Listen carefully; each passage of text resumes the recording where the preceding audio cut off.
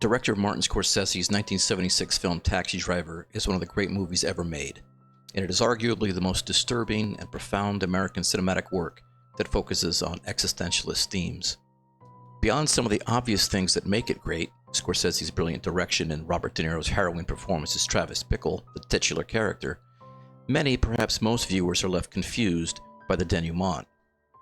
The very bloody climax, the colors of which were washed out at the insistence of Columbia studio executives, is followed by a surreal epilogue. There are a number of pressing questions. Travis lives? He's seen as a hero?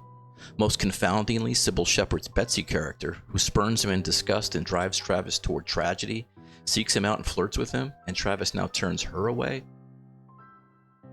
On its face, it doesn't make sense. That is, until you remember this is an existentialist work and the brainchild of screenwriter Paul Schrader, who has spent the past half-century obsessed with existentialism.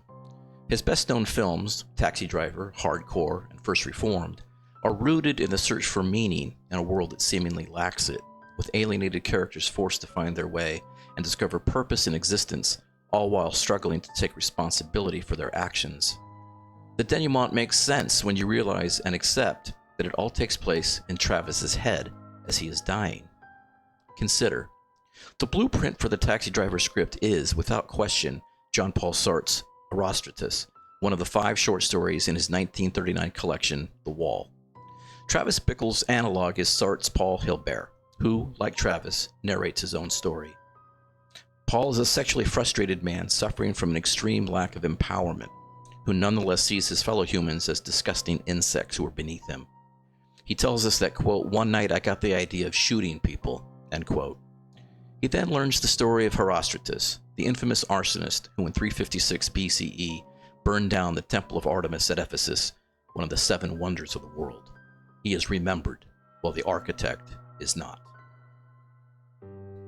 Paul is intrigued. Infamy is better than anonymity. His purpose is to be what he calls a, quote, black hero, unquote.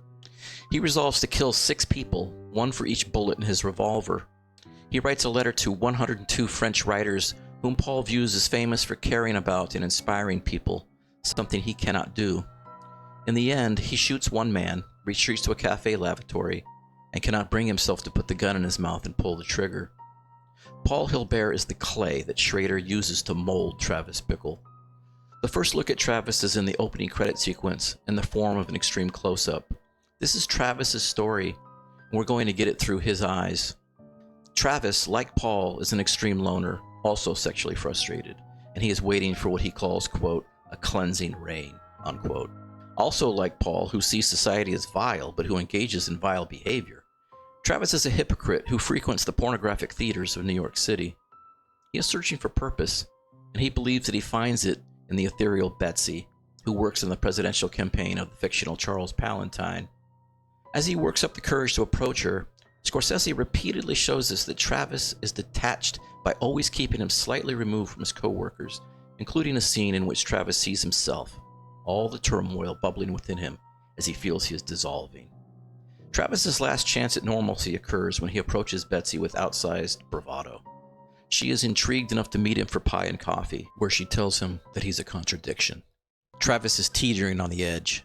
Palantine ends up in Travis's cab, and Palantine asks him what the next president should do. Travis says that he should flush everything down the toilet. It is here that Travis meets Iris, Jodie Foster's preteen prostitute, who soon becomes Travis's totem of purity and innocence, being corrupted and destroyed by a filthy world. A $20 bill tossed into the cab by Iris's pimp takes on outsized symbolic power. Travis soon reveals the depth of his disconnect with society when he takes Betsy to a pornographic film on their first date.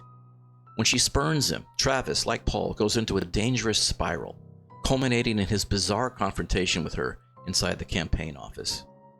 This leads to a clear psychological break, and Travis tells his co-worker, Wizard, that he has some bad thoughts in his head. Travis, again like Paul, is left to make his mark through an act of violence that will simultaneously strike back at Betsy. In parallel, Scorsese and Schrader build up Iris as Travis's symbol of the real purity that he is yearning to save. He is that, quote, walking contradiction, end quote, that Betsy refers to, a disturbed man who believes in redemption and saving, even as he plots to carry out a political assassination to make his mark. He buys an arsenal of guns and commits himself to a workout regimen to prepare for his mission. It leads to an iconic scene in which Travis rehearses using his weapons in a public setting. It was scripted as a silent scene, but De Niro ad-libbed the famous lines.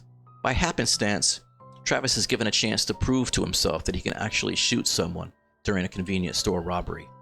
It is here that Travis writes a long note home inside a happy anniversary card. It shows a clear disconnect from reality that will be important when considering the denouement.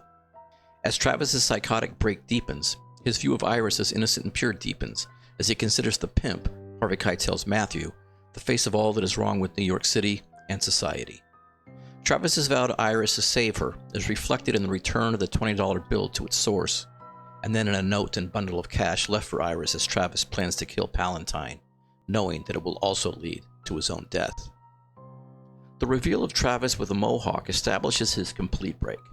It is here that Schrader himself breaks from Sartre's story and the Paul character. Although Travis's plan is foiled, he does not fold and retreat within himself. He suddenly sees it as an opportunity to be a white or pure hero, as opposed to Paul's black or dark hero. He will not kill 6 random people to be remembered infamously. He will kill actual villains and be remembered as a self-sacrificing hero. After shooting Matthew at point-blank range, much as Paul does the one man he shoots, he enters the apartment house as avenging hero, brutally killing 2 of Matthew's Confederates. After being shot twice, once in the neck that causes a grievous wound, Travis attempts to kill himself, only to find that 2 guns are out of bullets. He retreats to a couch and waits as the police enter, cryptically making a shooting gesture at his own temple, then tilting his head back with glazed eyes as he bleeds to death.